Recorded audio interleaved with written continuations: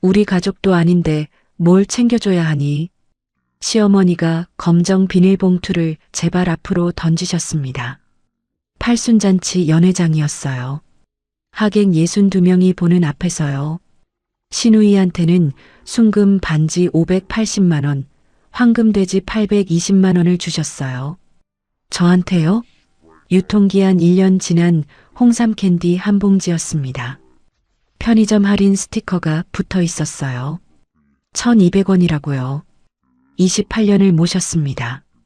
새벽 4시에 일어나서 전복죽 끓이고 기저귀 갈아드리고 병원 모시고 다녔어요. 명절마다 11시간씩 부엌에 서 있었습니다. 제가 시댁에 쓴 돈이 7억 3,440만 원이에요. 그런데 그 대가가 1,200원짜리 봉투였습니다. 그 사람들은 몰랐을 겁니다. 제가 28년 동안 영수증 한 장도 안 버렸다는 걸요. 2,847건의 증거가 있다는 걸요. 저를 노인학대범으로 몰고 인터넷에 제 얼굴 올리고 이혼 소송까지 걸었어요. 그런데 말입니다. 전부 제 손으로 되갚아줬습니다. 그럼 제 이야기를 시작해 보겠습니다. 오늘의 사연을 시작하기 전에 구독과 좋아요를 눌러주시면 감사드리겠습니다. 안녕하세요. 저는 61세 이순희입니다. 결혼 전에는 작은 식당에서 주방 일을 했어요. 재료비 하나하나 적어가며 원가 계산하는 게 제 일이었죠. 콩나물 한 봉지가 얼마고 두부 한 모가 얼마인지 그날그날 가계부에 꼼꼼히 적었습니다. 그때는 몰랐어요. 그 습관이 35년 후 제 인생을 지키는 무기가 될 줄은요. 여러분, 며느리로 산다는 게 어떤 건지 아시죠? 저는 28년을 시어머니 박복순 씨를 모시고 살았습니다. 시아버지 돌아가신 2003년부터요. 그 세월 동안 제가 시댁에 쓴 돈이 얼마인 줄 아세요? 7억 3,440만 원입니다. 생활비 180만 원씩 28년, 병원비 120만 원씩 15년, 명절마다 경조사마다 뜯기고 또 뜯겼어요. 제 용돈은요? 한 달에 8만 원이었습니다. 그마저도 시어머니가 용돈 더 달라고 하시면 3만 원 덜어서 보태드렸어요. 그런데 말입니다.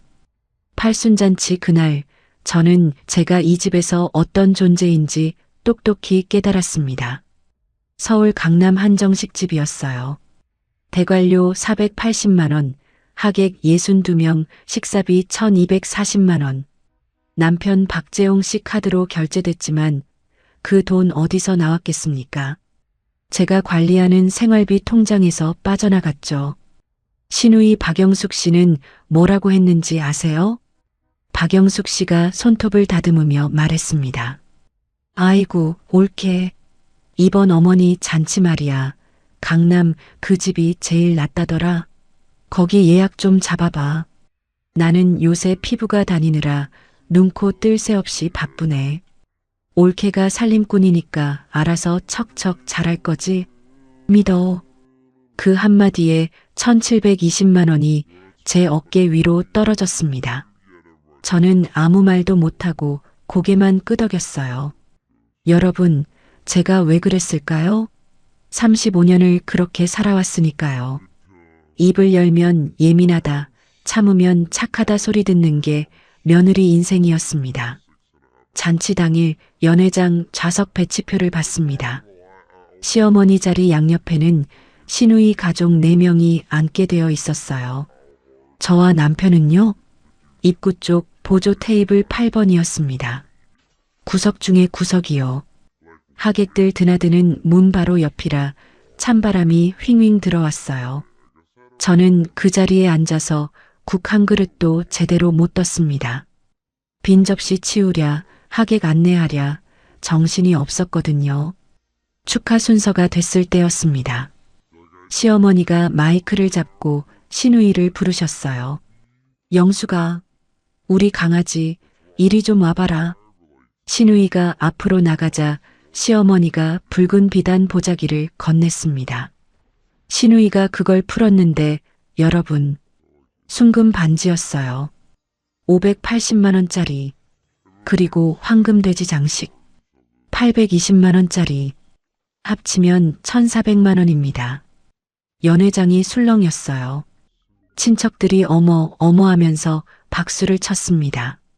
시누이가 반지를 손가락에 끼고 이리저리 돌려보며 웃었습니다. 어머나, 엄마, 이거 진짜 순금이야? 어머머, 너무 예쁘다. 근데 이거 꽤 무겁네. 엄마, 역시 우리 엄마가 최고야. 사랑해. 시어머니가 흐뭇하게 웃으셨어요. 그렇고 말고 우리 귀한 딸 복 많이 받으라고 이 엄마가 금방 세 군데를 이잡듯이 뒤져서 골랐어. 마음에 드니? 저는 그때 연회장 구석에서 빈 접시를 들고 서 있었습니다. 손님들 식사 끝난 그릇을 치우고 있었거든요. 기름기 묻은 접시가 손에서 미끄덩거렸어요. 그런데 갑자기 마이크에서 제 이름이 나왔습니다. 야, 거기 며느리. 너 어딨냐? 앞으로 좀 나와봐라. 심장이 덜컥 내려앉았습니다. 저는 앞치마를 벗으며 단상 앞으로 걸어 나갔어요. 62명의 시선이 제게 쏠렸습니다. 시어머니 손에는 검정 비닐봉투가 들려 있었어요. 시장에서 생선 담아주는 그 봉투 있잖아요. 시커멓고 얇아서 안이 비치는 그 봉투요. 시어머니가 그 봉투를 제 발 앞으로 던졌습니다. 툭 하고 바닥에 떨어지는 소리가 났어요. 연회장이 조용해졌습니다. 시어머니가 마이크에 대고 말씀하셨어요. 자, 이거 가져가라. 너는 뭐 우리 집안 핏줄도 아니고 남남인데 내가 뭘 거창하게 챙겨주겠니? 그래도 오늘 고생 좀 한 것 같길래 빈손으로 보내기 뭐해서 하나 챙겼다. 감사히 받아라. 여러분, 그 소리가 연회장 스피커를 통해 울려 퍼졌습니다. 62명 하객이 다 들었어요. 제 귀가 멍해졌습니다. 우리 가족도 아닌데라는 말이 머릿속에서 맴돌았어요. 28년을 모셨는데 가족이 아니라고요? 저는 허리를 굽혀 봉투를 집어들었습니다. 손이 부들부들 떨렸어요. 고개를 들 수가 없었습니다. 자리로 돌아오는 7초가 7시간처럼 느껴졌어요. 그 사이 아무도 말을 걸지 않았습니다. 눈을 마주치는 사람도 없었어요. 그런데 시누이가 뭘 했는지 아세요? 휴대폰을 들고 그 장면을 찍고 있었습니다. 동영상으로요. 입꼬리가 올라간 게 보였어요. 저는 자리에 앉아서 봉투를 무릎 위에 올려놨습니다. 남편 박재홍 씨는 옆에서 고개를 숙이고 핸드폰만 만지작거리고 있었어요. 한마디도 안 했습니다. 당신 왜 그래요? 한마디가 그렇게 어려웠을까요? 잔치가 끝나고 오후 6시쯤 집에 왔습니다. 현관문을 닫고 방에 들어가 봉투를 열었어요. 안에 뭐가 있었는지 아세요? 홍삼 캔디 한 봉지였습니다. 그것도 유통기한이 1년이나 지난 거요. 봉지 겉면에 편의점 할인 스티커가 붙어 있었어요. 1,200원이라고 적혀 있었습니다. 정가가 4,800원인데 할인받아 1,200원에 산 거죠. 봉지를 열어보니까 캔디 세 알이 녹아서 서로 엉겨 붙어 있었습니다. 여러분, 제 마음이 어땠겠습니까? 시누이한테는 순금 반지 580만 원, 황금돼지 820만 원, 저한테는 유통기한 지난 홍삼 캔디 1,200원, 4,833배 차이입니다. 제가 계산해 봤어요. 28년 세월이 1,200원이었습니다. 저는 침대에 앉아서 봉투를 무릎에 올려놓고 계산기를 두드렸습니다. 결혼 초기 7년은 시어머니가 시아버지랑 따로 사셨어요. 시아버지 돌아가신 2003년부터 우리 집으로 모셨죠. 그때부터 계산했습니다. 생활비 180만 원 곱하기 12개월 곱하기 28년 6억 480만 원. 병원비 120만 원 곱하기 12개월 곱하기 15년 2억 1,600만 원. 시어머니 당뇨 진단받은 2010년부터 약값이 들었거든요. 명절 경조사비 연 800만 원 곱하기 28년 2억 2,400만 원. 가전교체, 난방비 같은 잡비 6,960만 원. 총합 7억 3,440만 원. 저는 계산기 화면을 사진으로 찍었습니다. 그리고 휴대폰에 폴더를 하나 만들었어요. 기록이라고 이름 붙였습니다. 그게 시작이었어요. 그날 밤 출가한 딸 수진이한테 카톡을 보냈습니다. 오늘 할머니 잔치 잘 끝났어라고만 썼어요. 수진이가 답장을 보내왔습니다. 엄마, 진짜 고생 많았어. 우리 애가 갑자기 열이 펄펄 나서 못 가서 너무 미안해. 할머니가 엄마한테 수고했다고 용돈이라도 좀 주셨어?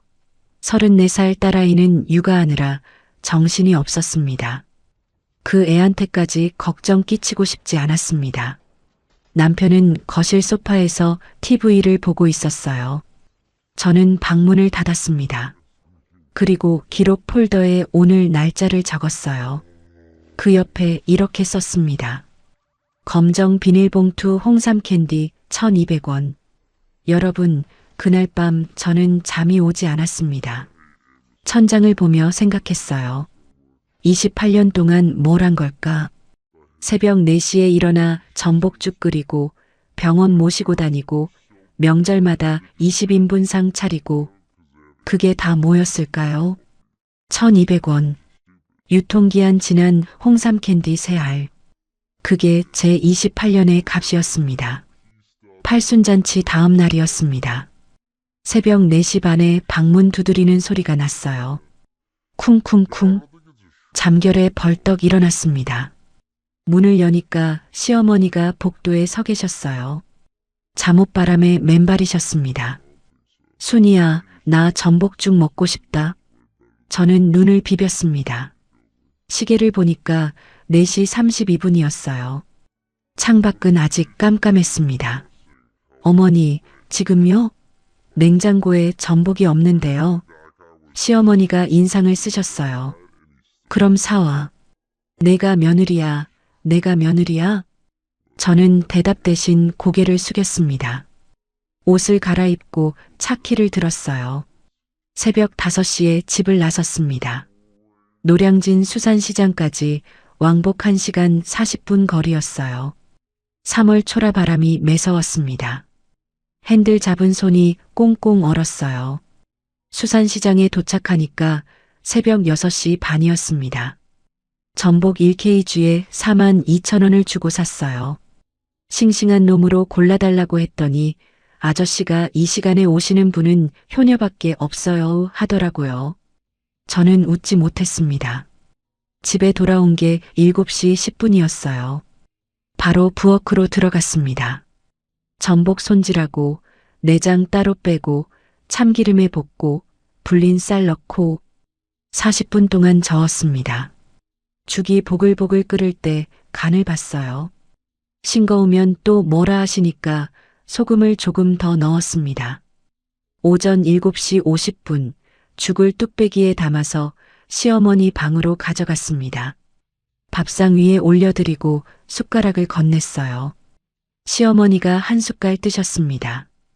그리고 숟가락을 탁 내려놓으셨어요. 죽이 퍼졌잖아.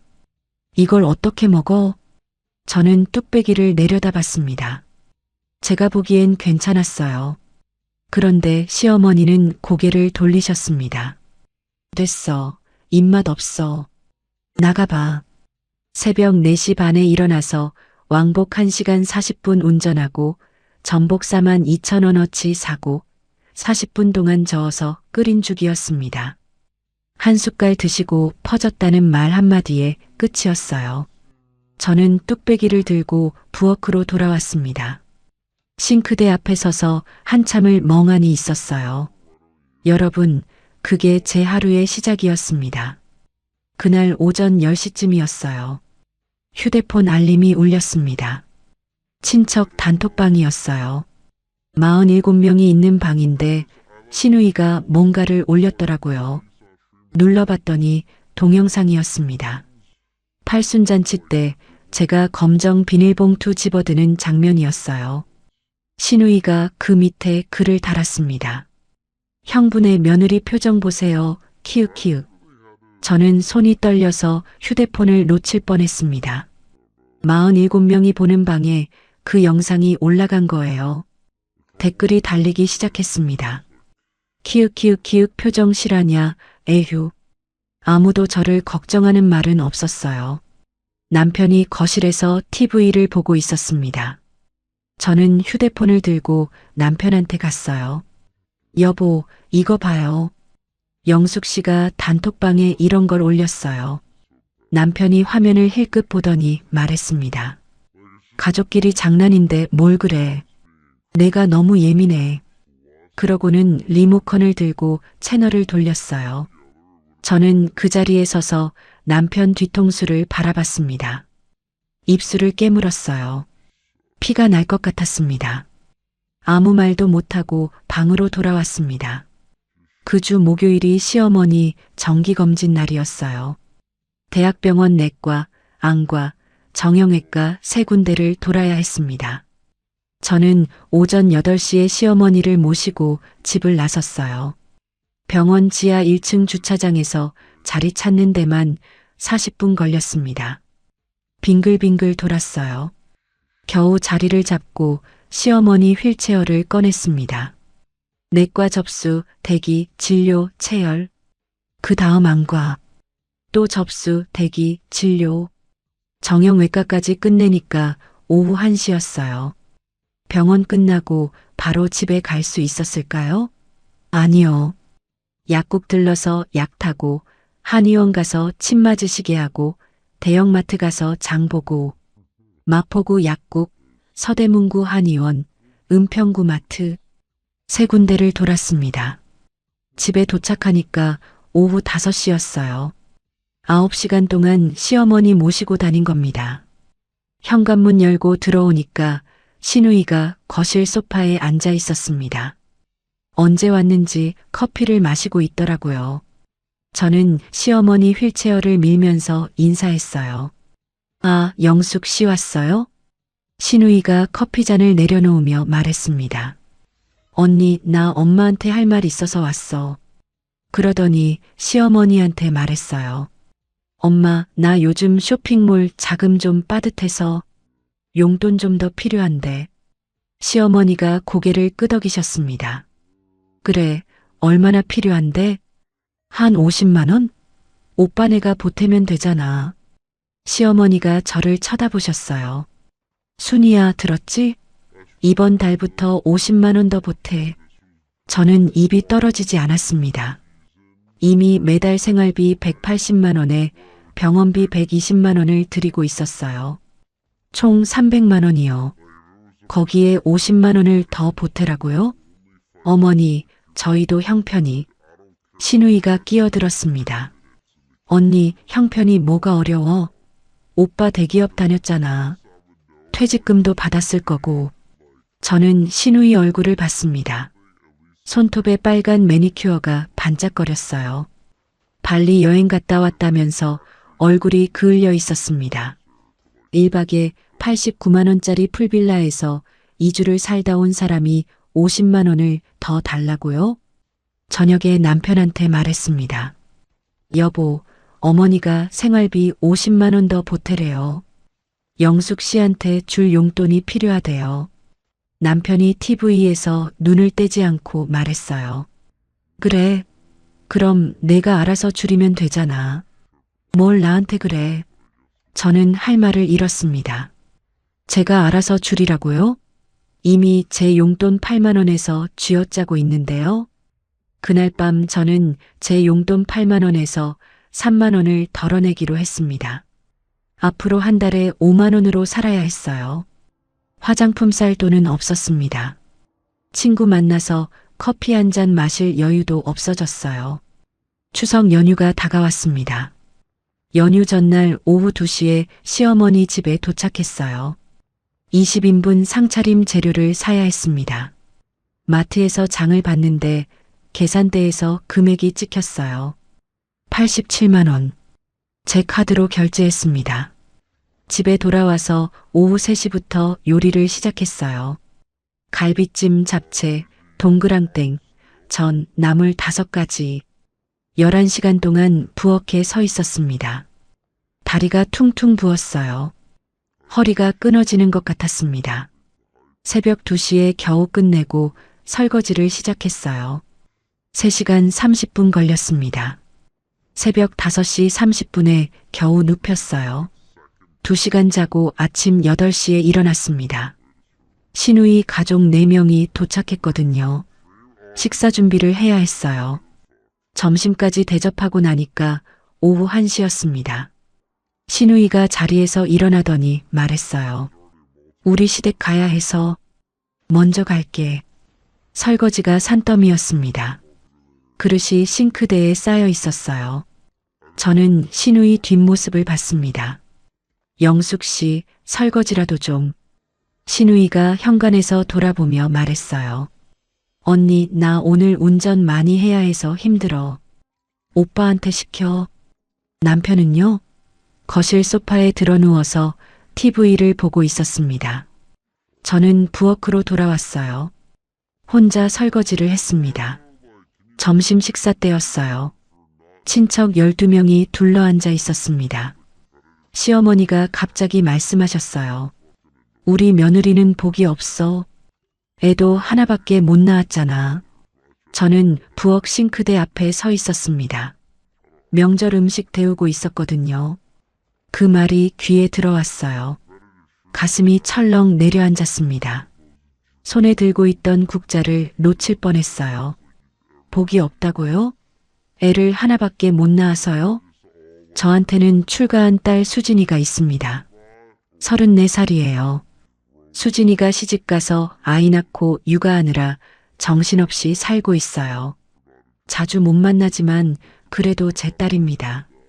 그런데 애도 하나밖에 못 낳았다고 친척들 앞에서요? 연휴 마지막 날 귀가했습니다. 차 안에서 남편한테 말했어요. 여보, 어머니가 친척들 앞에서 그런 말씀하시면 어떡해요. 너무 창피했어요. 남편이 핸들을 잡은 채 말했습니다.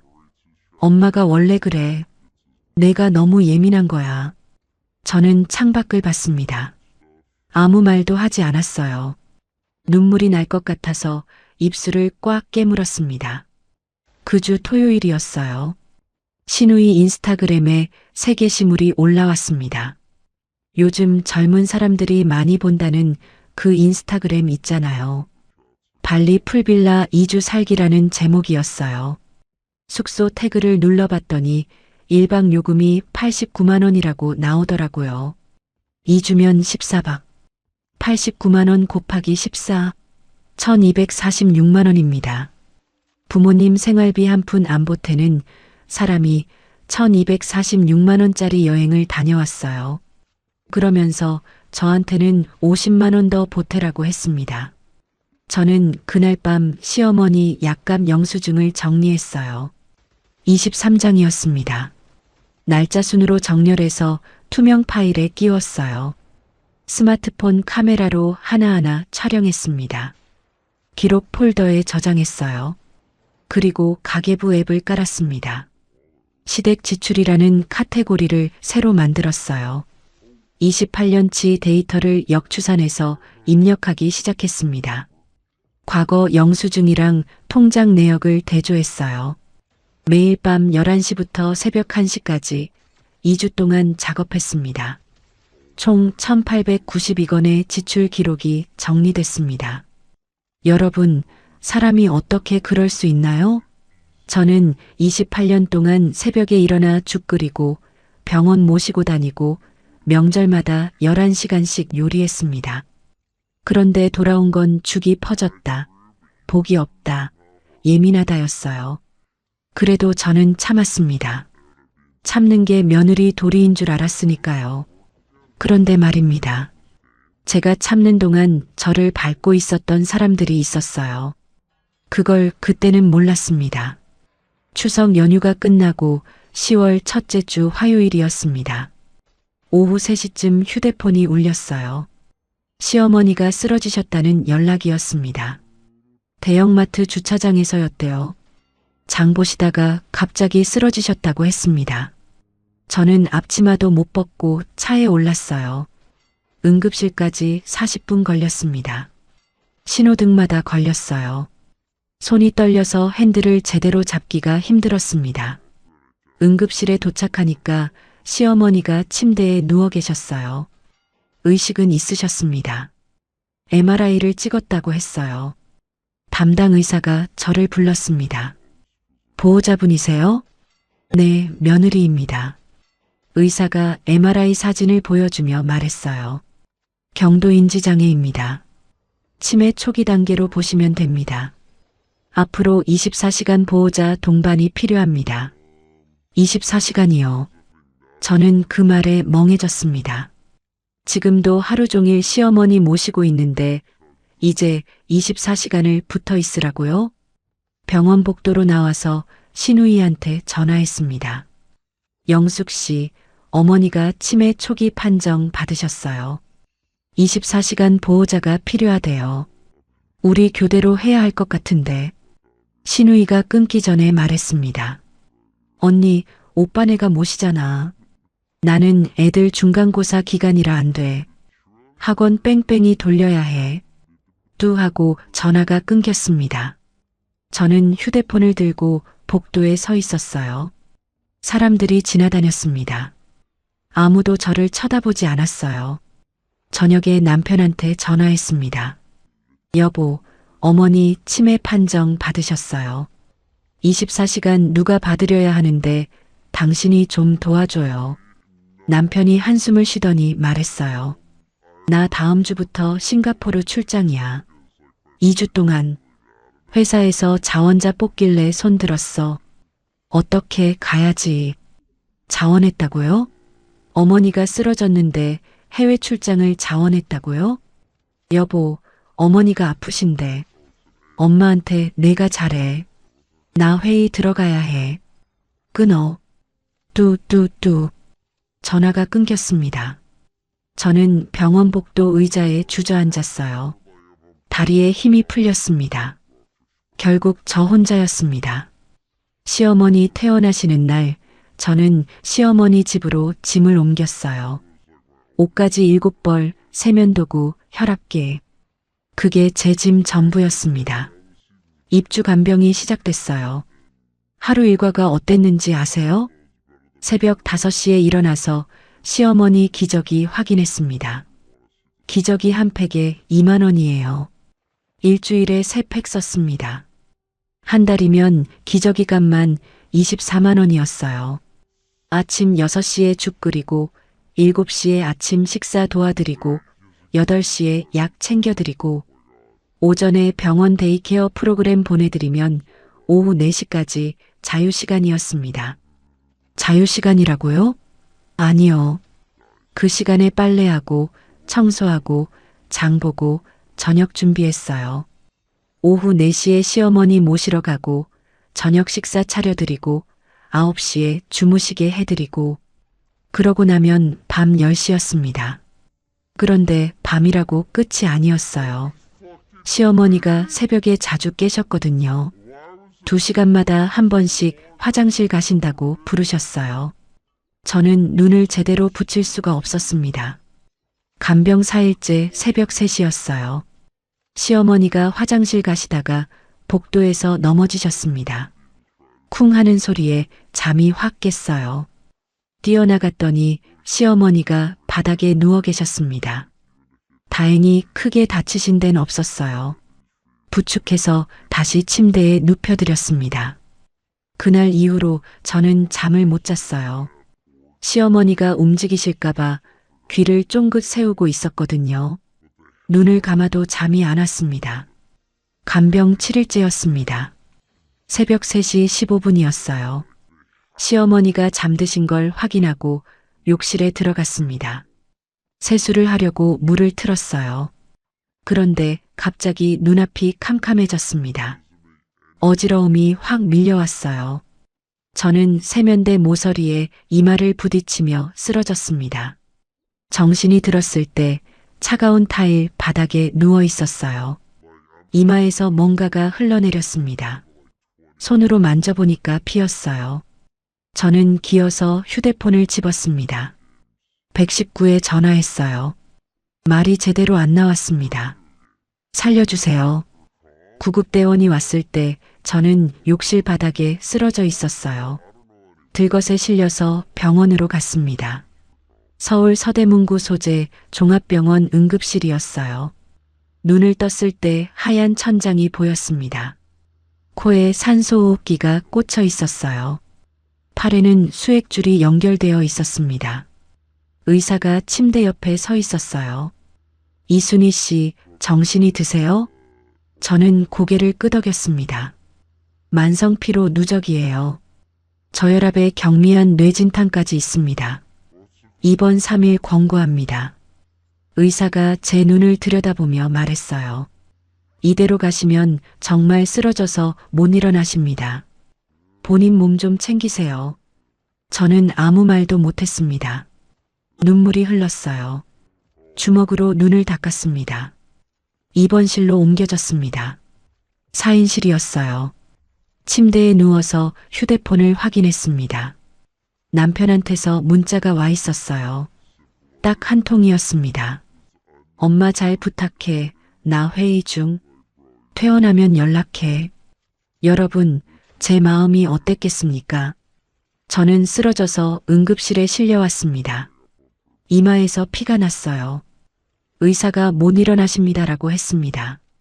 그런데 남편이 보낸 문자가 뭐였냐고요. 엄마 잘 부탁해. 시어머니 걱정이었어요.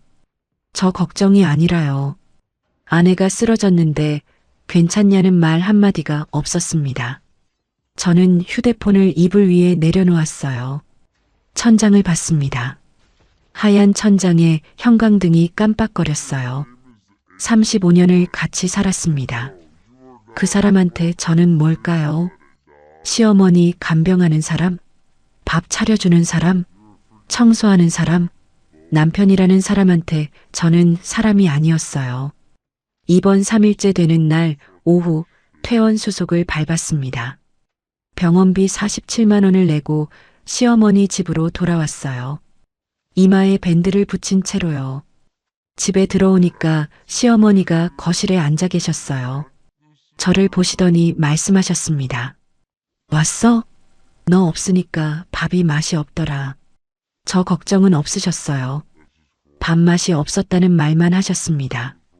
그날 저녁 시어머니 통장 정리를 도와드렸어요.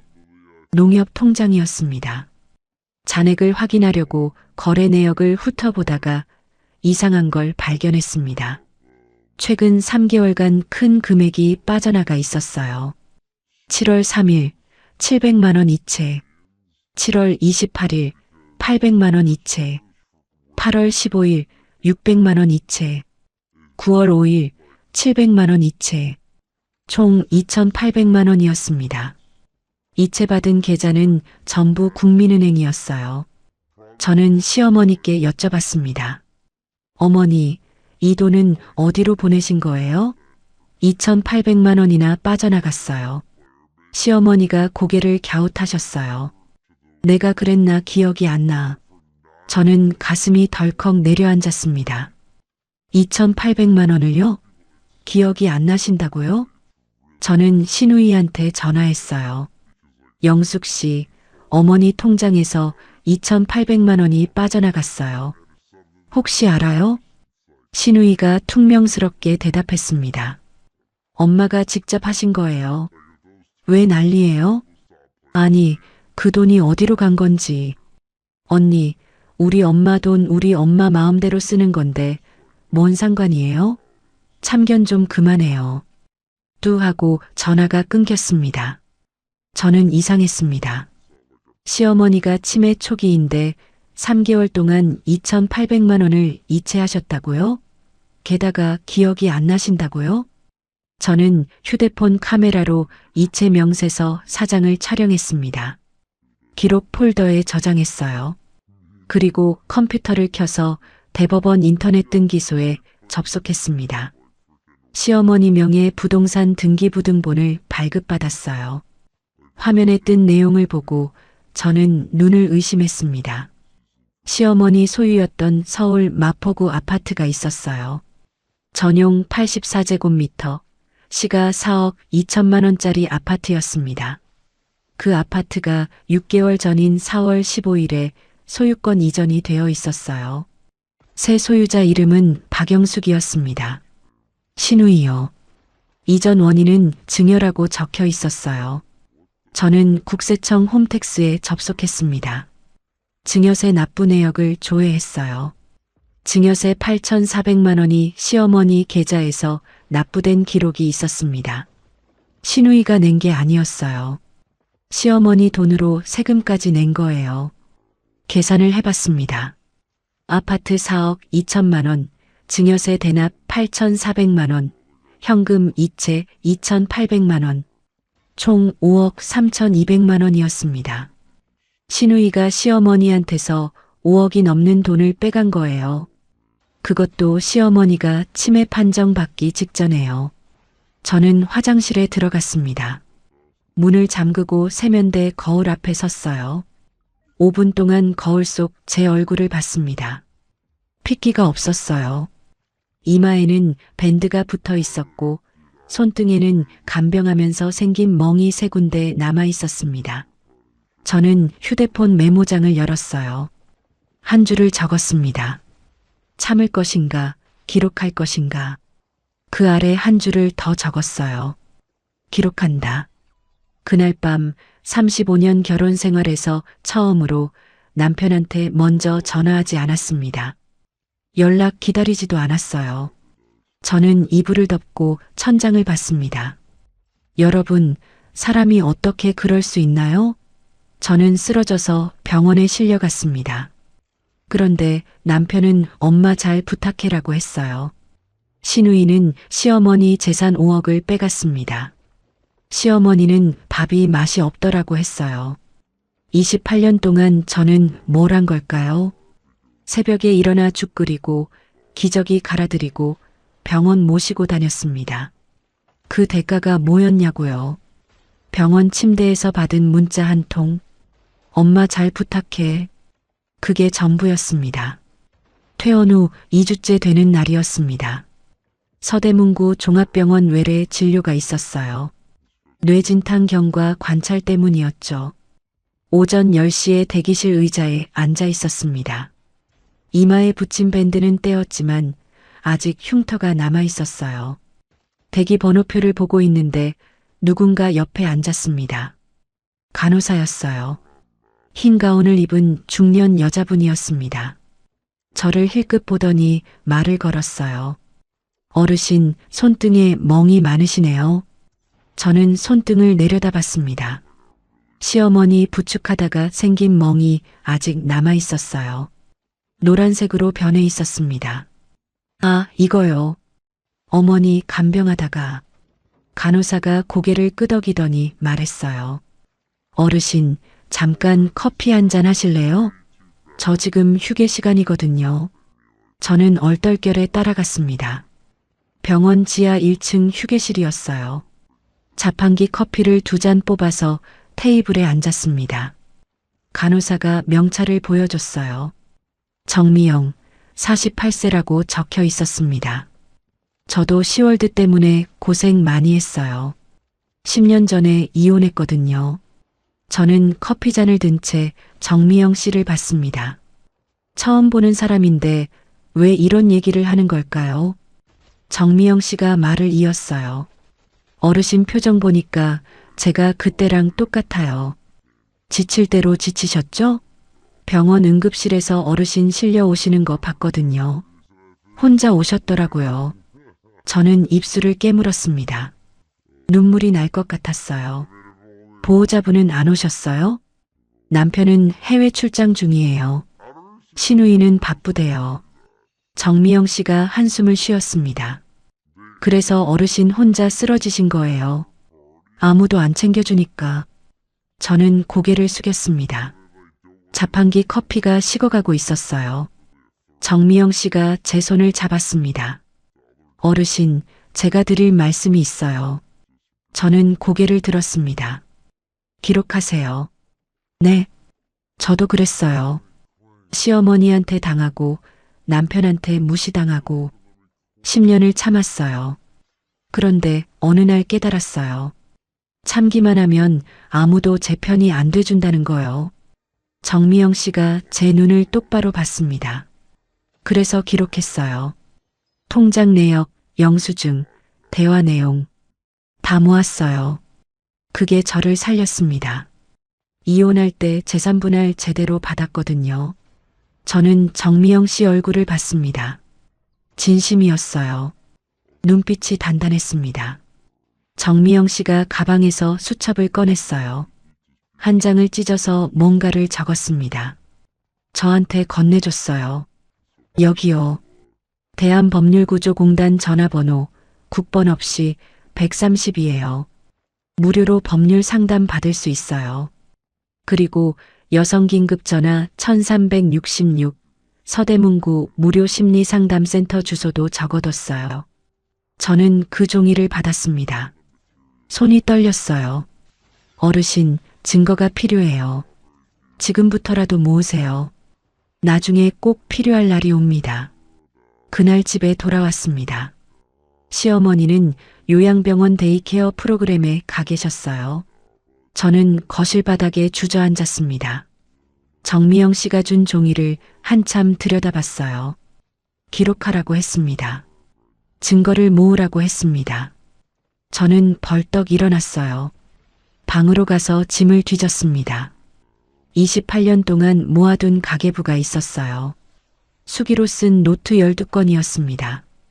종이 영수증 박스 3개, 카드 명세서 파일 4권. 거실 바닥에 전부 꺼내서 펼쳤어요. 바닥이 종이로 뒤덮였습니다. 28년치 기록이었어요. 2003년 1월 시어머니 모시기 시작한 달부터 지난달까지 영수증마다 날짜가 적혀 있었습니다. 마트 영수증, 약국 영수증, 병원비 영수증, 명절 장보기 영수증. 저는 그날부터 정리를 시작했습니다. 매일 오후 7시부터 밤 11시까지 4시간씩 작업했어요. 날짜 순으로 분류하고 금액을 엑셀에 입력했습니다. 영수증 한 장 한 장 스마트폰 카메라로 촬영해서 저장했어요. 10일이 걸렸습니다. 종이 영수증 1247장, 디지털 명세서 스크린샷 892장, 총 2139건의 지출 기록이 확보됐어요. 그 다음 대한법률구조공단에 전화했습니다. 132번이요. 상담원이 받았어요. 무료 법률 상담 신청하시려면 소득 기준 심사가 필요합니다.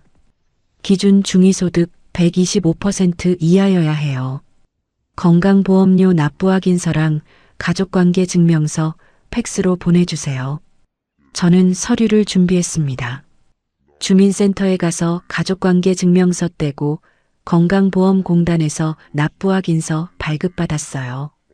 팩스로 보냈습니다. 3일 후 전화가 왔어요.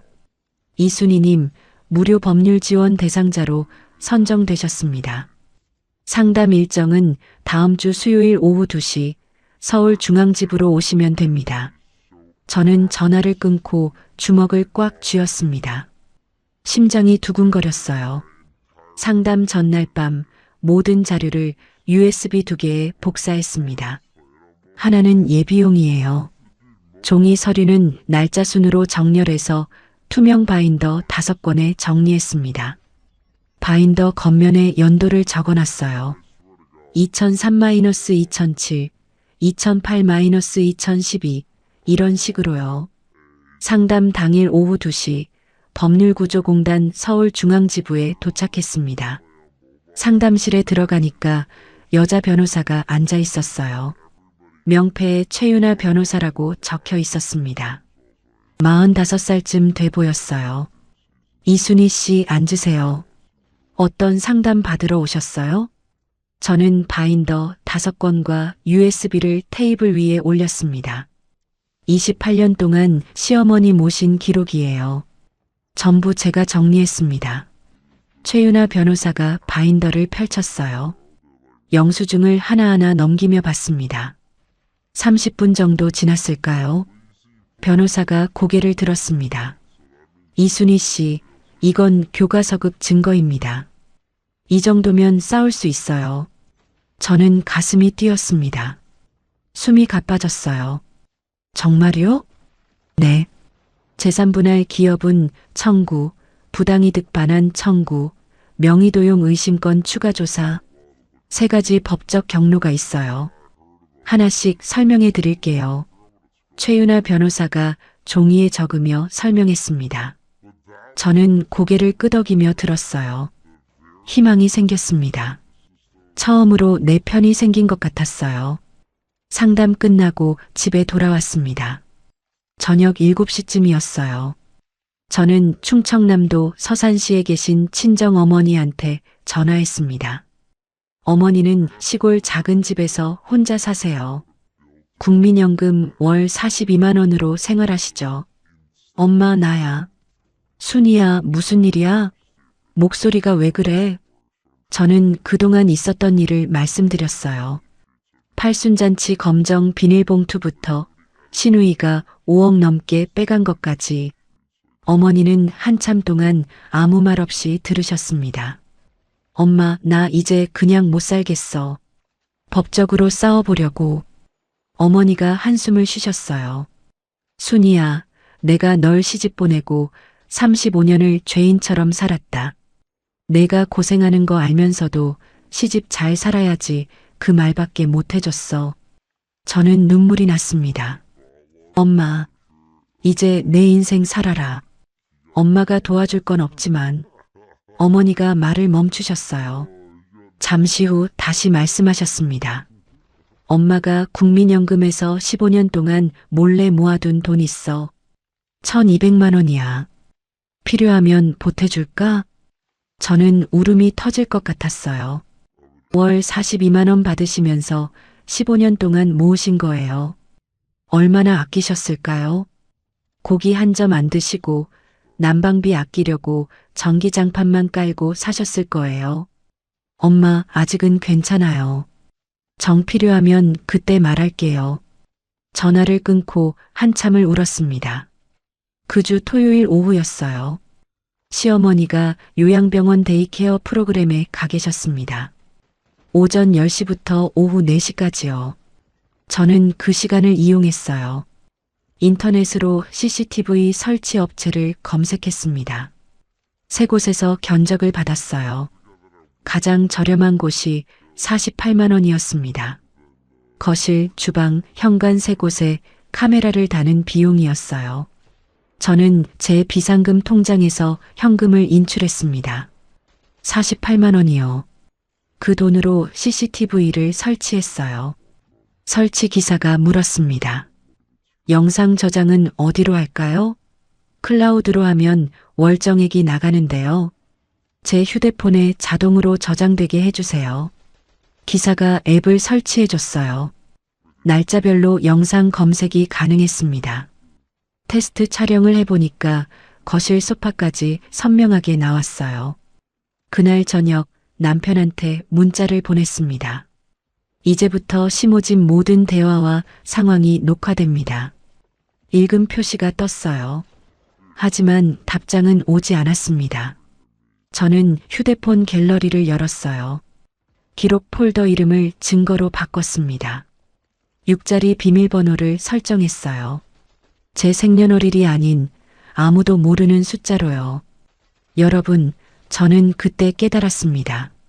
참기만 하면 아무것도 바뀌지 않는다는 걸요. 28년 동안 예민하다. 그냥 넘어가라. 가족이니까 그 말에 속았습니다. 가족이니까 참아야 한다고요? 아니에요. 가족이면 서로 아껴줘야죠. 정미영 씨 말이 맞았어요. 기록해야 합니다. 증거를 모아야 해요. 그래야 내 편이 생깁니다. 저는 그날 밤 바인더 5권을 다시 펼쳤습니다. 영수증을 하나하나 넘기며 확인했어요. 2003년 2월 15일 시어머니 병원비 35만 원. 2003년 3월 1일 생활비 180만 원. 2003년 5월 5일 어버이날 선물 28만 원. 28년이었습니다. 종이 한 장 한 장에 제 세월이 담겨 있었어요. 저는 메모장을 열었습니다. 한 줄을 적었어요. 이제부터 나를 지킨다. 다음에 설 명절이 돌아왔습니다. 시어머니 집 거실에서 친척 모임이 열렸어요. 참석 인원이 27명이었습니다. 시어머니 쪽 친척들이요. 삼촌, 고모, 사촌 언니들까지 다 모였어요. 오전 10시부터 상차림을 시작했습니다. 갈비찜, 잡채, 전, 나물.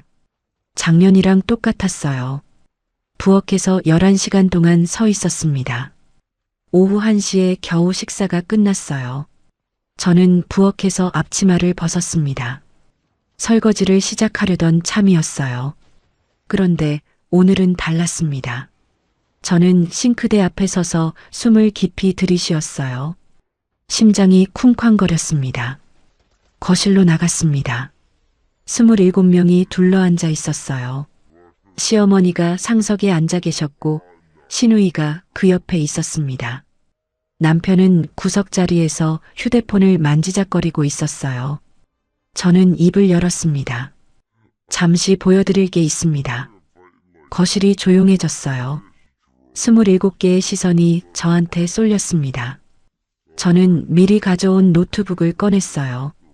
거실 대형 TV에 HDMI 케이블로 연결했습니다. 55인치 화면에 불이 들어왔어요. 시누이가 눈을 치켜떴습니다. 언니, 갑자기 뭐 하는 거예요? 저는 대답하지 않았어요. 노트북 자판을 눌렀습니다. 첫 번째 화면이 떴어요. 28년치 시댁 지출 내역 요약표. 생활비 6억 480만 원. 병원비 2억 1,600만 원. 명절 경조사비 2억 2,400만 원. 기타 잡비 6,960만 원. 총 합계 7억 3,440만 원. 거실이 술렁였습니다. 친척들이 웅성거리기 시작했어요.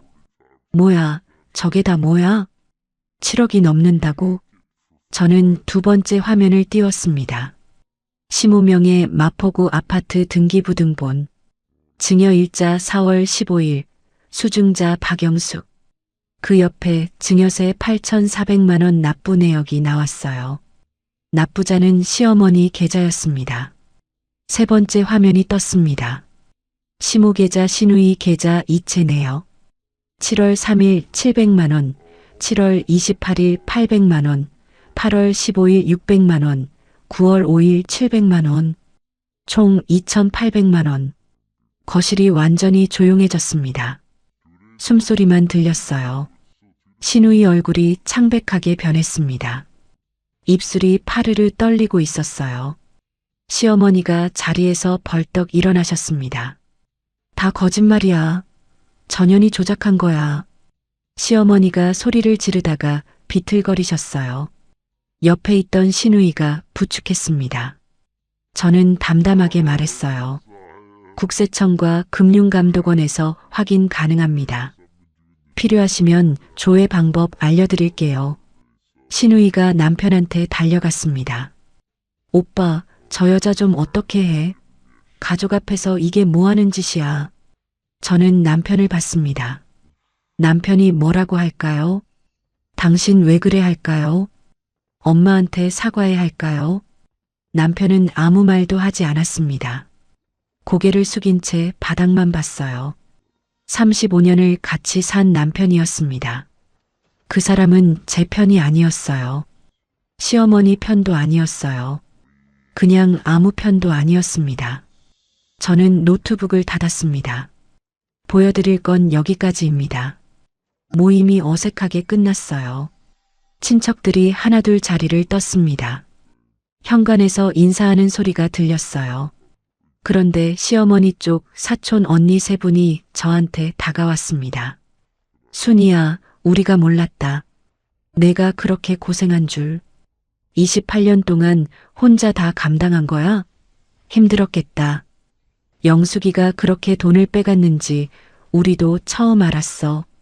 저는 고개를 숙였습니다. 눈물이 날 것 같았지만 참았어요. 울면 안 됐습니다. 아직 끝난 게 아니니까요. 저녁 7시에 집으로 돌아왔습니다. 현관문을 닫자마자 남편이 말했어요. 내가 왜 그랬어? 가족 망신이잖아. 저는 남편 얼굴을 똑바로 봤습니다. 35년 동안 왜 한 번도 안 물었어요? 뭘? 내가 얼마나 힘든지, 내가 얼마나 참고 있는지, 왜 한 번도 안 물었냐고요. 남편이 입을 다물었습니다. 대답이 없었어요. 저는 방으로 들어가서 문을 닫았습니다. 그날 밤 10시였어요. 휴대폰 알림이 울렸습니다. 친척 단톡방이었어요. 신우이가 글을 올렸습니다. 저 여자 완전 미쳤음. 가족 명예훼손으로 고소할 거임. 저는 스크린샷을 찍었습니다. 증거 폴더에 저장했어요. 날짜랑 시간이 찍힌 캡처였습니다. 다음 날 오전 9시 시어머니한테서 전화가 왔어요. 받았더니 시어머니 목소리가 들렸습니다. 너 고소할 거야. 각오해. 저는 통화 버튼 누르기 전에 녹음 버튼을 먼저 눌렀어요. 시어머니 말씀이 전부 녹음되고 있었습니다. 네, 알겠습니다. 저는 그렇게만 대답하고 전화를 끊었어요. 녹음 파일을 증거 폴더에 저장했습니다. 오전 10시 최윤아 변호사한테 전화했어요. 변호사님, 예상대로 역공이 시작됐습니다. 시어머니가 고소한다고 하세요. 최윤아 변호사가 침착하게 대답했습니다. 예상 범위입니다. 증거 파일 전부 보내주세요. 이메일 주소 알려드릴게요. 저는 증거 폴더 안에 있는 파일을 정리했습니다. 영수증 사진, 통장 내역 캡처, 등기부등본, 녹음 파일, 단톡방 스크린샷. 총 2847건이었어요. 파일을 하나로 묶었습니다. 비밀번호를 설정하고 최윤아 변호사 이메일로 보냈어요. 용량이 커서 10분 넘게 걸렸습니다. 전송 완료 알림이 떴어요. 저는 휴대폰 캘린더를 열었습니다.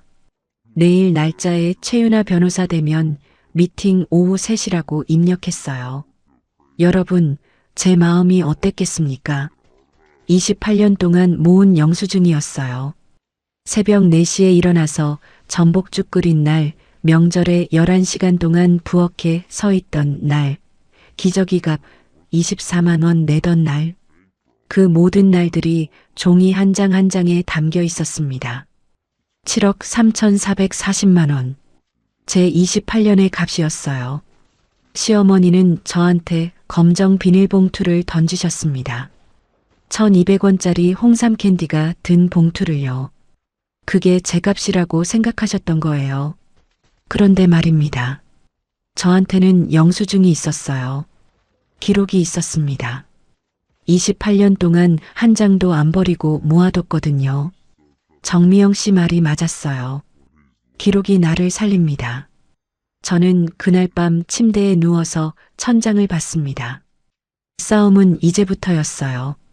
시어머니가 고소한다고 했습니다. 신우이도 가만히 있지 않을 거예요. 남편은 어느 편에 설지 모르겠습니다. 그래도 저는 두렵지 않았어요. 왜냐고요? 2847건의 증거가 있으니까요. 설 연휴가 끝나고 다음 주 월요일이었습니다. 오전 10시쯤 현관 초인종이 울렸어요. 누군가 싶어서 문을 열었더니 낯선 사람 2명이 서 있었습니다. 양복을 입은 중년 남자와 여자였어요. 이순희 씨 맞으시죠? 노인보호전문기관 서울서부지부에서 나왔습니다. 노인학대 신고 접수건으로 조사 나왔습니다. 저는 귀를 의심했습니다. 노인학대요? 제가요? 무슨 말씀이세요? 저는 학대한 적 없는데요. 신고가 접수됐습니다. 피해자 박복순 씨, 가해자로 지목된 분이 이순희 씨예요. 잠시 조사에 협조해 주셔야 합니다. 저는 멍하니 서 있었어요. 다리에 힘이 풀렸습니다. 조사관 2명이 집 안으로 들어왔어요. 조사관이 시어머니 방으로 들어갔습니다. 시어머니와 따로 면담을 한다고 했어요. 저는 거실에서 대기해야 했습니다. 소파에 앉아서 손을 꼭 쥐었어요. 손바닥에 땀이 났습니다. 30분이 지났어요. 시어머니 방에서 무슨 소리가 들렸습니다. 시어머니 목소리였어요. 뭐라고 하시는지는 안 들렸지만 가끔 목소리가 높아졌어요. 면담이 끝나고 조사관이 저한테 왔습니다. 이순희 씨, 피신고인 조사 진행하겠습니다. 몇 가지 질문 드릴게요. 저는 고개를 끄덕였어요. 조사관이 수첩을 펼쳤습니다. 신고 내용에 따르면 이순희 씨가 시어머니 식사를 거르게 하고 욕설을 했다고 합니다. 사실인가요? 저는 고개를 저었습니다. 아니요. 저는 28년 동안 하루도 빠짐없이 식사 챙겨드렸습니다. 욕설도 한 적 없어요. 증거가 있으신가요? 저는 자리에서 일어났어요. 휴대폰을 가져왔습니다. CCTV 영상 있습니다. 거실, 주방, 현관 세 곳에 카메라 설치해뒀어요. 42시간 분량 있습니다. 조사관이 눈을 동그랗게 떴어요. CCTV요? 네. 날짜별로 정리해뒀습니다. USB에 담아드릴까요?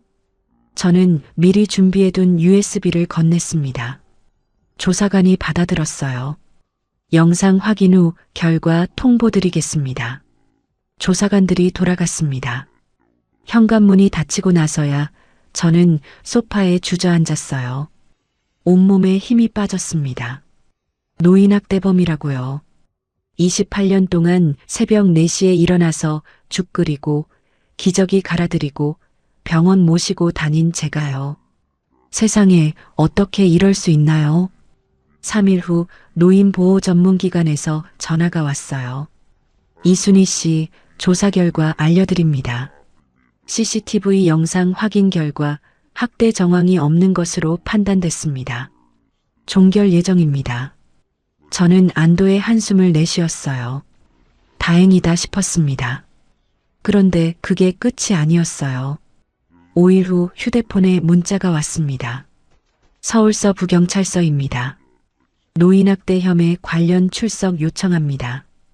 다음 주 수요일 오전 10시 시어머니와 시누이가 경찰에 추가 고소장을 제출한 거예요.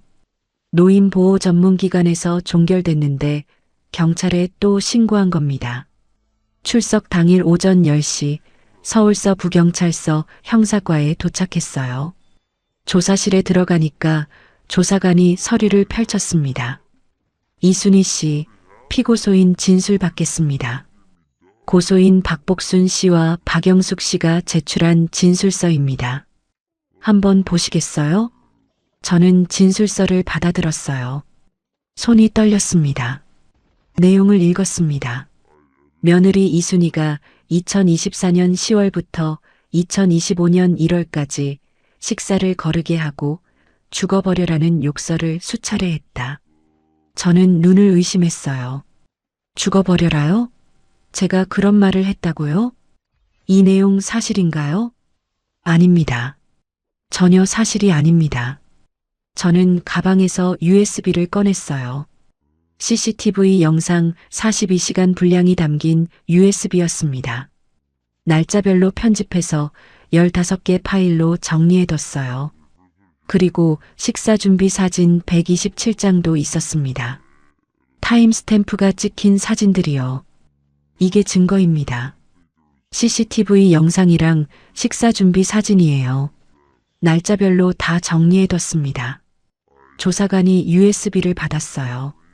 영상 분석 후 연락드리겠습니다. 경찰서를 나왔습니다. 저는 길가에 서서 한참을 멍하니 있었어요. 사람들이 지나다녔습니다. 아무도 저를 쳐다보지 않았어요. 집에 돌아와서 화장실에 들어갔습니다. 변기 뚜껑에 앉아서 10분 동안 눈을 감고 있었어요. 눈물이 흘렀습니다. 참으려고 했는데 참아지지 않았어요. 여러분, 제 마음이 어땠겠습니까? 28년 동안 시어머니 모셨습니다. 새벽에 일어나 죽 끓이고 병원 다니고 기적이 갈아들였어요. 그런데 그 시어머니가 저를 노인학대범으로 신고했습니다. 죽어버려라 했다고요. 한 번도 그런 말 한 적 없어요. 경찰 출석 이틀 후였습니다. 등기 우편이 왔어요. 서울가정법원에서 온 서류였습니다. 떨리는 손으로 뜯어봤어요. 이혼 소송 및 위자료 청구서, 원고 박재홍, 피고 이순희, 청구 금액 위자료 5천만 원. 남편이 저를 고소한 거예요. 이혼 소송을요. 그것도 위자료 5천만 원을 청구했습니다. 소장 내용을 읽었어요. 배우자 이순희 61세가 계획적으로 가족을 이간질하고 재산 탈취를 시도했다. 저는 소장을 들고 멍하니 서 있었습니다. 계획적으로 이간질했다고요? 재산 탈취를 시도했다고요?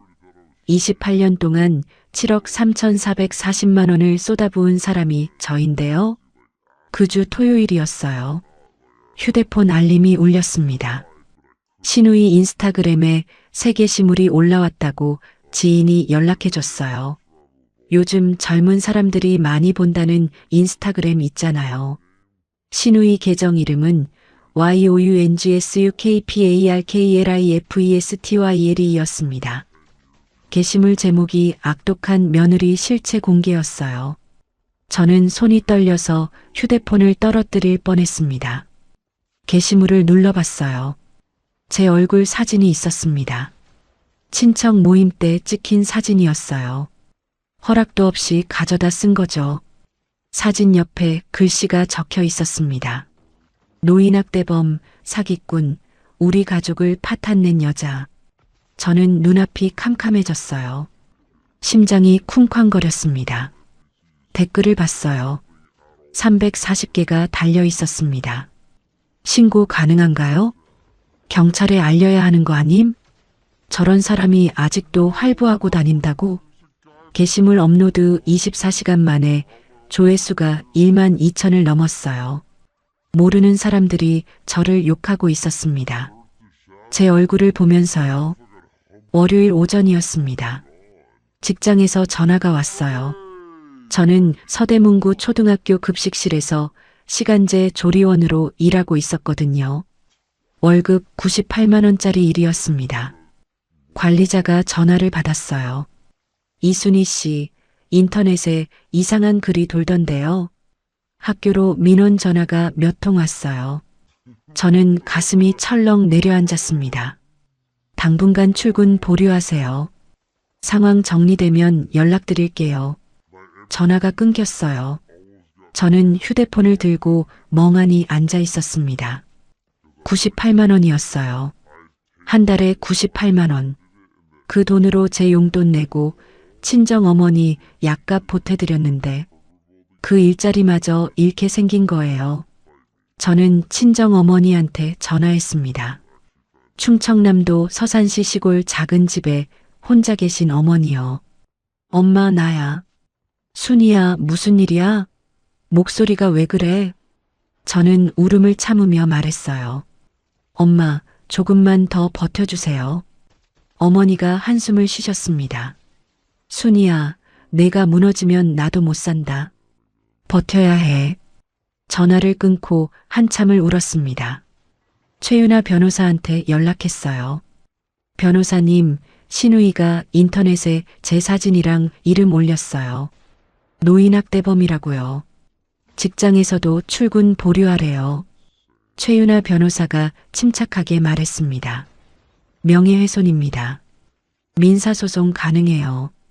그리고 무고죄 역고소도 준비합시다. 증거자료 다 갖고 계시죠? 네, 다 있어요. 좋습니다. 두 가지 동시에 진행합시다. 저는 신우이 인스타그램 게시물을 스크린샷 찍었습니다. 타임스탬프가 보이게요. 친척 단톡방 대화 캡처도 했어요. 경찰 출석 통지 문자도 저장했습니다. 전부 증거 폴더에 넣었어요. 그 주말 친정 어머니한테서 입금 알림이 왔습니다. 농협 계좌로 1,200만 원이 들어왔어요. 어머니가 15년 동안 모으신 비상금이었습니다. 월 42만 원 연금에서 아끼고 아껴서 모은 돈이요. 저는 어머니한테 문자를 보냈어요. 엄마, 반드시 갚을게요. 어머니한테서 답장이 왔습니다. 갚지 마. 내 돈이야. 저는 휴대폰을 들고 한참을 울었습니다. 86세 어머니가 연금 42만 원 받으시면서 15년 동안 모은 돈이에요. 고기 한 점 안 드시고 난방비 아끼려고 겨울에도 전기장판만 깔고 사셨을 거예요. 그 돈을 저한테 보내신 거예요. 저는 가계부 앱을 열었습니다. 소송 비용이라는 항목을 새로 만들었어요. 첫 번째 지출을 입력했습니다. 변호사 착수금 300만 원 3월 15일 지급 예정. 여러분, 사람이 어떻게 그럴 수 있나요? 저는 28년 동안 시어머니 모셨어요. 새벽에 일어나 죽 끓이고 병원 다니고 기저귀 갈아드렸습니다. 그런데 그 시어머니가 저를 노인학대범으로 신고했어요. 신우이는 인터넷에 제 얼굴을 올리고 사기꾼이라고 했습니다. 남편은 이혼 소송을 걸었어요. 가족이라고 불렀던 사람들이었습니다. 35년을 같이 살았어요. 그 사람들이 저를 범죄자로 만들려고 했습니다. 그래도 저는 무너지지 않을 겁니다. 왜냐고요? 2847건의 증거가 있으니까요. 그리고 저를 믿어주는 사람이 있으니까요. 친정어머니, 최윤아 변호사, 정미영 간호사, 진짜 제 편인 사람들이요. 저는 그날 밤 메모장을 열었습니다. 한 줄을 적었어요. 무너지지 않는다. 경찰 조사가 끝나고 3주가 지났습니다. 어느 날 오후에 등기 우편이 왔어요. 서울서부경찰서에서 보낸 서류였습니다. 떨리는 손으로 뜯어봤어요. 노인학대 혐의 무혐의 처분 통보서. 저는 그 종이를 들고 한참을 서 있었습니다. 무혐의요.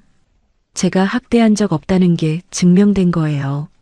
CCTV 영상 42시간이 저를 살렸습니다. 그날 오후 최윤아 변호사 사무실로 갔어요. 무혐의 통보서를 들고요. 변호사님, 무혐의 나왔어요. 최윤아 변호사가 고개를 끄덕였습니다. 예상대로입니다. 이제 역공 갈 차례예요. 고소장 준비해뒀습니다. 여기 서명하세요.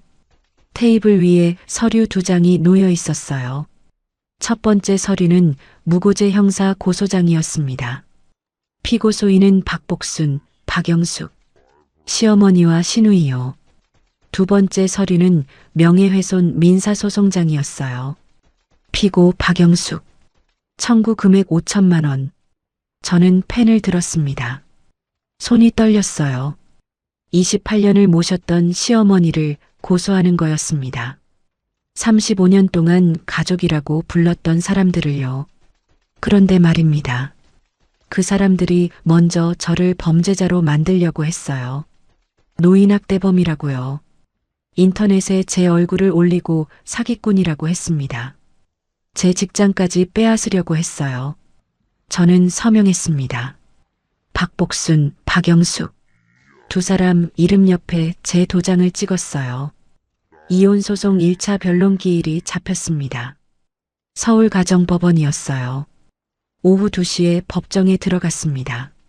남편 박재홍 씨가 반대편 자리에 앉아 있었어요. 35년을 같이 산 사람이었습니다. 눈도 마주치지 않더라고요. 판사가 말했습니다. 원고 측 변호인 주장하세요. 남편 측 변호사가 일어났어요. 원고 박재홍 씨는 35년간 가정을 위해 성실히 일했습니다. 그러나 피고 이순희 씨는 가족 갈등을 조장하고 재산 탈취를 시도했습니다. 위자료 5천만 원을 청구합니다. 저는 입술을 깨물었어요. 가족 갈등을 조장했다고요? 재산 탈취를 시도했다고요? 최윤아 변호사가 일어났습니다. 재판장님, 증거자료 제출하겠습니다. 변호사가 바인더 5건과 USB를 제출했어요. 제가 28년 동안 모은 영수증과 통장 내역이었습니다. 피고 이순희 씨는 28년간 시어머니를 부양하며 총 7억 3,440만 원을 지출했습니다. 반면 원고 박재홍 씨는 퇴직금 1억 8천만 원 중 1억 원을 여동생 박영숙 씨에게 송금했습니다. 차용증은 없습니다. 판사가 서류를 넘기며 봤어요. 눈썹이 올라갔습니다. 차용증 없이 1억 원을요? 남편 측 변호사가 당황한 표정을 지었어요. 남편이 고개를 숙였습니다. 자료 정리가 체계적이군요. 판사가 말했습니다. 저는 가슴이 뛰었어요. 28년 동안 영수증 한 장 안 버리고 모은 보람이 있었습니다. 2차 변론 기일이 열렸어요. 시어머니 측 대리인이 나왔습니다. 시어머니가 직접 출석하지는 않았어요. 피해자 박복순 씨는 치매 환자입니다. 기억 오류로 인한 진술이었습니다. 며느리를 학대범으로 신고한 건 병으로 인한 착오였습니다. 최윤아 변호사가 서류를 들었어요. 재판장님, 박복순 씨의 병원 진료 기록입니다. 여기 보시면 경증 인지장애, 일상 의사소통 및 금융거래 판단 능력 유지라고 적혀 있습니다. 치매로 인한 착오가 아닙니다. 판사가 진료 기록을 확인했어요. 고개를 끄덕였습니다. 신우이 측 변호사가 일어났어요. 아파트 증여와 현금 이체는 어머니의 자발적 의사에 따른 것입니다. 강요한 적 없습니다. 최윤아 변호사가 휴대폰을 꺼냈어요. 재판장님, 녹음 파일 제출하겠습니다. 피고소인 박복순 씨와의 통화 내용입니다. 법정에 스피커가 연결됐어요. 녹음 파일이 재생됐습니다. 시어머니 목소리가 들렸어요. 영숙이가 사인하라고 해서 했어. 뭔지도 잘 모르고. 법정이 조용해졌습니다.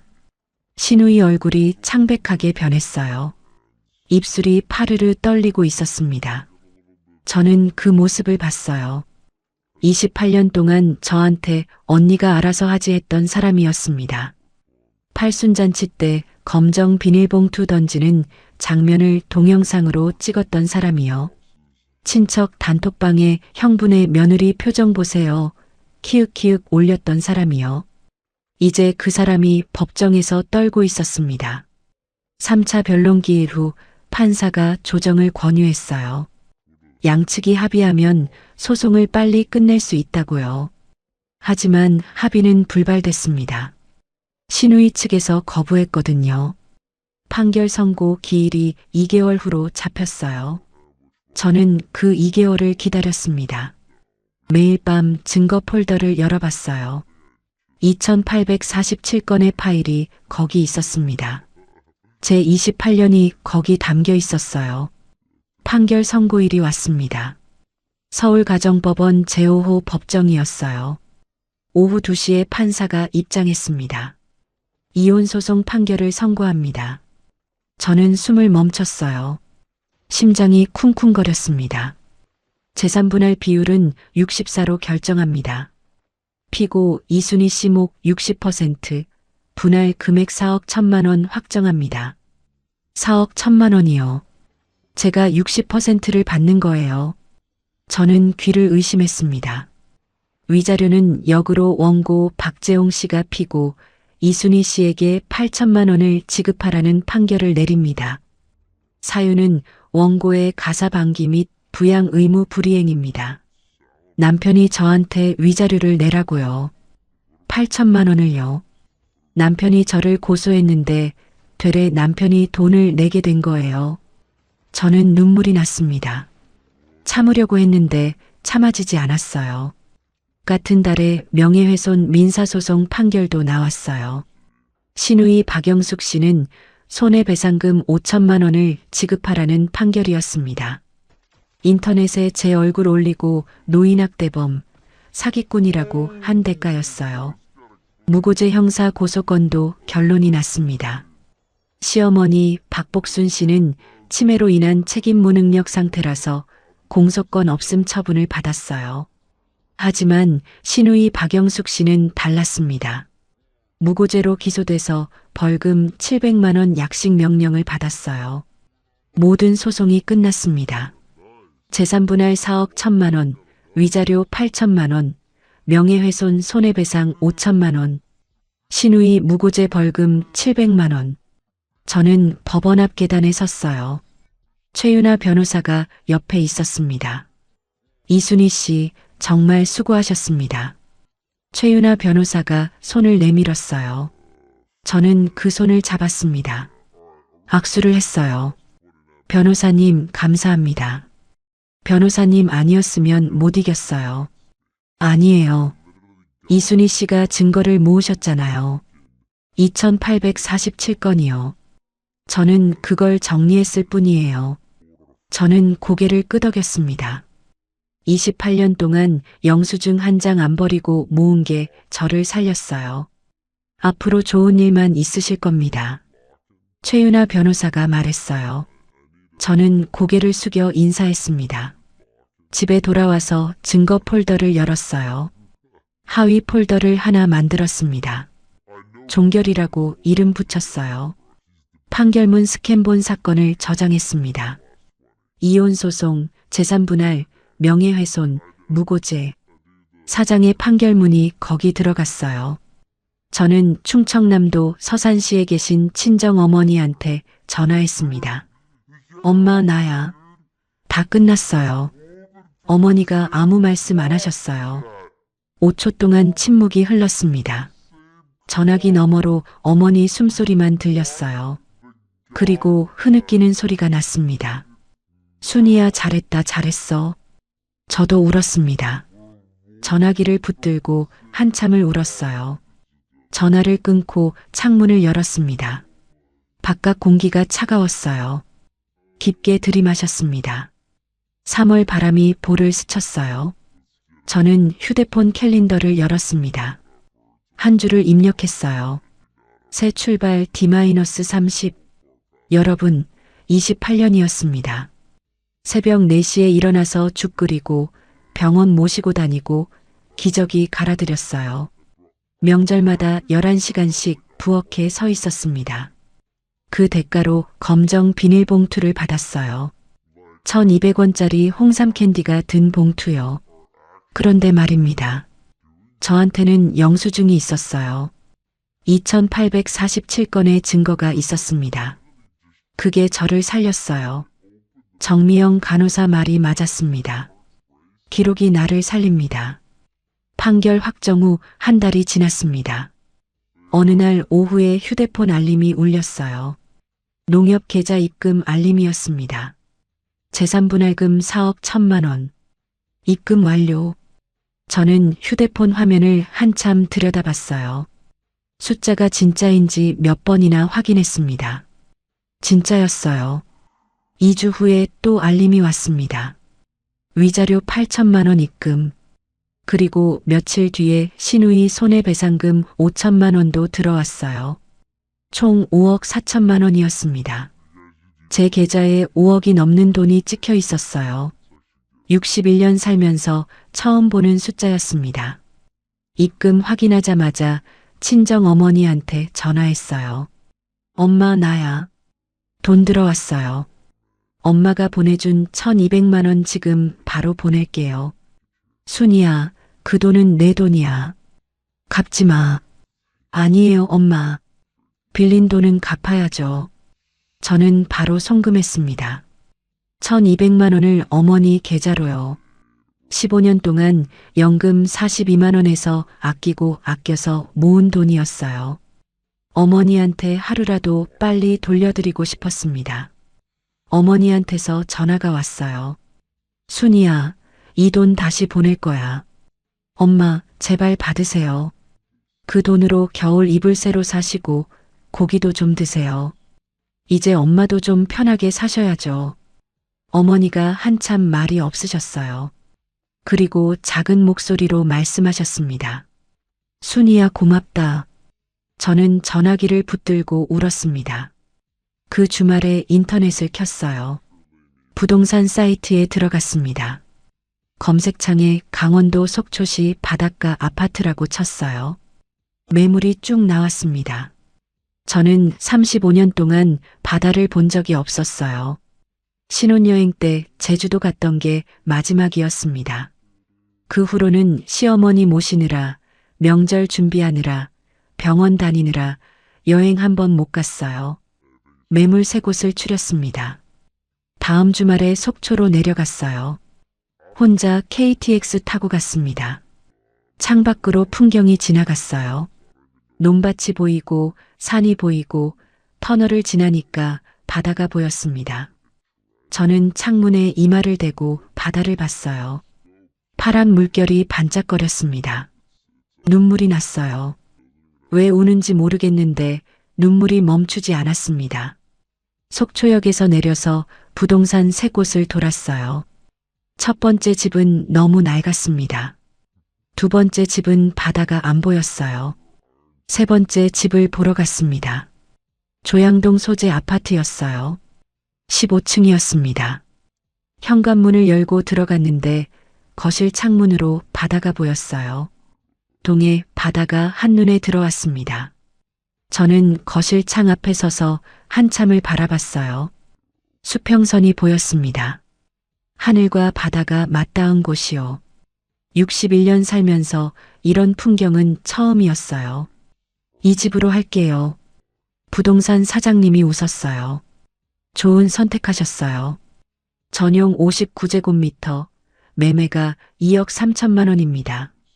저는 계약서에 서명했습니다. 계약금 2,300만 원을 그날 바로 입금했어요. 잔금은 2개월 후로 잡았습니다. 서울로 돌아오는 KTX 안에서 창밖을 봤어요. 해가 지고 있었습니다. 하늘이 주황색으로 물들었어요. 저는 휴대폰을 꺼내서 요양보호사 교육원을 검색했습니다. 28년 동안 시어머니 간병했잖아요.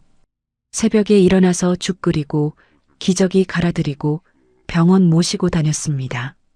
그 경험이 쓸모없는 게 아니었어요. 자격증을 따면 일을 할 수 있었습니다. 서울 은평구에 있는 교육원에 등록했어요. 이론 교육 80시간, 실기 교육 80시간, 현장 실습 80시간, 총 240시간 과정이었습니다. 교육이 시작됐어요. 매일 오전 9시부터 오후 5시까지 수업을 들었습니다. 어르신 돌보는 법, 응급상황 대처법, 치매 환자 케어법. 28년 동안 해온 일이었지만 체계적으로 배우니까 달랐어요. 교육 끝나고 저녁에는 이사 준비를 했습니다. 짐을 정리했어요. 버릴 건 버리고 가져갈 건 박스에 쌌습니다. 35년 동안 살던 집이었어요. 추억이 있는 물건도 있었지만 대부분은 필요 없는 것들이었습니다. 교육 3개월이 끝나고 필기 시험을 봤어요. 100점 만점에 92점이 나왔습니다. 합격이었어요. 합격증을 받은 날 사진을 찍었습니다. 친정 어머니한테 카톡으로 보냈어요. 엄마, 나 합격했어요. 어머니한테서 답장이 왔습니다. 우리 딸 대단하다. 자랑스럽다. 저는 휴대폰을 들고 웃었어요. 61살에 자격증 땄습니다. 새로운 시작이었어요. 이사 2주 전에 충청남도 서산시로 내려갔습니다. 친정어머니 집이요. 시골 작은 집이었어요. 마당에 감나무가 있었습니다. 어릴 때 그 나무에서 감 따먹던 기억이 났어요. 어머니 방에 들어갔습니다. 짐을 정리해야 했거든요. 옷가지, 이불, 사진 앨범, 제사용품, 택배 박스 12개에 쌌어요. 어머니가 방문 앞에 서 계셨습니다. 순이야, 이 집 떠나기 싫은데. 엄마, 바다 보이는 집이에요. 매일 아침 바다 보면서 일어나시면 얼마나 좋아요. 어머니가 고개를 끄덕이셨어요. 눈가가 젖어 있었습니다. 이사 당일이었어요. 오전 7시에 용달 트럭 한 대가 왔습니다. 제 짐박스 18개, 어머니 짐박스 12개, 총 30개 박스를 트럭에 실었어요. 서울을 출발해서 오후 1시에 속초 아파트에 도착했습니다. 15층 현관문 앞에 섰어요. 저는 어머니 손을 잡았습니다. 엄마, 들어가요. 현관문을 열었어요. 신발을 벗고 거실로 걸어 들어갔습니다. 거실 창문이 보였어요. 그 너머로 동해 바다가 펼쳐져 있었습니다. 저와 어머니는 창 앞에 나란히 섰어요. 5분 동안 아무 말 없이 바다를 바라봤습니다. 파도가 출렁거렸어요. 갈매기가 날았습니다. 수평선이 끝없이 이어졌어요. 어머니가 말씀하셨어요. 내가 86년 살면서 바다 보이는 집은 처음이다. 저는 어머니를 봤어요. 저도요, 엄마. 이사 후 2주 뒤에 요양원 면접을 봤어요. 속초시에 있는 요양원이었습니다. 정원 80명짜리 시설이요. 원장실에 들어가서 앉았어요. 원장이 이력서를 보며 말했습니다. 경력은 없으시네요. 근데 여기 보니까 시어머니 간병 28년이라고 쓰셨는데요. 네, 28년 동안 시어머니 모셨습니다. 원장이 웃었어요. 경력은 없지만 돌봄 경험이 28년이시네요. 저는 고개를 끄덕였습니다. 네, 매일 훈련했습니다. 이제는 제대로 배워서 하고 싶습니다. 원장이 잠시 생각하더니 물었어요. 다음 주 월요일 출근 가능하세요? 저는 심장이 뛰었습니다. 네, 가능합니다. 첫 출근을 했어요. 요양보호사 유니폼을 입었습니다. 하늘색 상의에 흰색 바지였어요. 거울을 봤습니다. 61살 이순이가 거기 서 있었어요. 새 출발이었습니다. 한 달이 지났어요. 첫 월급이 들어왔습니다. 218만 원이요. 저는 가계부 앱을 열었어요. 수입 항목에 입력했습니다. 2026년 5월 급여 218만 원. 제 손으로 번 돈이었어요. 누구한테 손 안 벌리고 눈치 안 보고 번 돈이요. 218만 원이 그렇게 클 줄 몰랐습니다. 한편 서울에서는 소식이 들려왔어요. 신우이 쇼핑몰이 폐업했다고 하더라고요. 소송 패소 후에 거래처들이 등을 돌렸대요. 매출이 급감해서 3개월 버티다가 폐업 신고를 냈다고 했습니다. 시어머니는 치매 증상이 악화됐어요. 경기도 양주시에 있는 요양원에 입소하셨습니다. 비용은 시누이가 부담하게 됐어요. 남편은요? 이혼 확정 후에 연락이 끊겼습니다. 공동명의 아파트 매각 잔금 정산일에만 문자가 왔어요. 계좌 확인해라. 그게 마지막이었어요. 35년을 같이 산 사람이었는데 마지막 연락이 문자 한 줄이었습니다. 속초 생활 3개월째였어요. 저는 매일 새벽 5시에 일어났습니다. 예전에는 시어머니 죽 끓이려고 일어났어요. 지금은 달랐습니다. 거실 창가에 앉았어요. 커피를 한 잔 내렸습니다. 창밖으로 바다가 보였어요. 해가 뜨기 전이라 하늘이 보랏빛이었습니다. 수평선이 조금씩 밝아지고 있었어요. 어머니가 옆 소파에 앉으셨어요. 신문을 읽고 계셨습니다. 강원일보였어요. 순이야. 네, 엄마. 이제 됐다. 저는 어머니를 봤어요. 어머니가 웃고 계셨습니다. 주름진 얼굴에 미소가 번져 있었어요. 네, 엄마. 이제 됐어요. 요양원 출근 후에 담당 어르신을 만났어요. 87세 치매 환자분이셨습니다. 휠체어에 앉아 계셨어요. 제가 다가가서 손을 잡았습니다. 어르신이 제 손을 꼭 잡으셨어요. 그리고 말씀하셨습니다. 고맙다. 저는 허리를 숙여 인사했어요. 별 말씀을요. 그 한마디가 가슴에 와닿았습니다. 28년 동안 시어머니 모시면서 한 번도 못 들은 말이었거든요. 퇴근 후 저녁 6시였어요.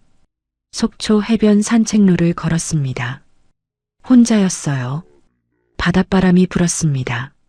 머리카락이 날렸어요. 파도 소리가 들렸습니다. 저는 휴대폰을 꺼냈어요. 메모장을 열었습니다. 한 줄을 적었어요. 삶이란 남을 위해 태우는 것이 아니라 나를 지키며 함께 걷는 것. 메모를 저장했습니다. 휴대폰을 주머니에 넣었어요. 해가 지고 있었습니다. 수평선 위로 주황빛이 번졌어요. 하늘이 붉게 물들었습니다. 저는 해변 끝까지 천천히 걸어갔어요. 여러분, 저는 61살의 새 인생을 시작했습니다. 28년 동안 시어머니 모시고 35년 동안 남편한테 무시당하고 검정 비닐봉투에 1200원짜리 인생 취급받았어요. 그런데 말입니다. 포기하지 않았습니다. 기록했어요. 증거를 모았습니다. 싸웠어요. 그리고 이겼습니다. 이제 저는 바다가 보이는 집에서 삽니다. 친정어머니랑 함께요. 매일 아침 커피 마시면서 바다를 봐요. 요양원에서 일하면서 제 손으로 돈을 벌어요. 이게 제 새 인생입니다. 여러분, 35년 세월이 흐르고 나서야 깨달았습니다. 피를 나눴다고 다 가족이 아니라는 것을요. 진짜 가족은 내 아픔에 같이 울어주고 내 헌신을 알아주는 사람이라는 걸 이제야 알았습니다. 지금 제 휴대폰에는 여전히 그 증거 폴더가 있어요. 2847건의 파일이요. 가끔 열어봅니다. 영수증 한 장 한 장에 제 28년이 담겨 있거든요. 그 기록이 저를 살렸습니다. 매일 아침 바다를 보면서 다짐해요. 다시는 남을 위해 나를 잃어버리지 않겠다고요. 여러분도 저처럼 바보같이 참고만 살지 마세요. 억울할 땐 기록하시고 나 자신을 가장 먼저 아끼는 법을 배우셔야 합니다. 착하게 사느라 손해보지 마세요. 세상은 참는 사람한테 더 많은 걸 요구하거든요. 속초 바닷가 산책로를 걸으며 처음으로 깊은 숨을 내쉬어 봅니다. 61년 살았는데 이제야 제 인생의 진짜 주인이 된 기분이에요. 옆에는 친정 어머니가 계시고 창밖에는 바다가 있습니다. 이게 제 새 인생입니다. 혹시 지금 이 순간에도 혼자 소갈이하며 눈물 짓는 분이 계신다면 제 이야기가 작은 위로와 용기가 되었기를 진심으로 바랍니다. 이야기를 끝까지 들어주신 분이 계시다면 어디서 듣고 있는지 댓글 하나만 남겨주세요. 감사합니다.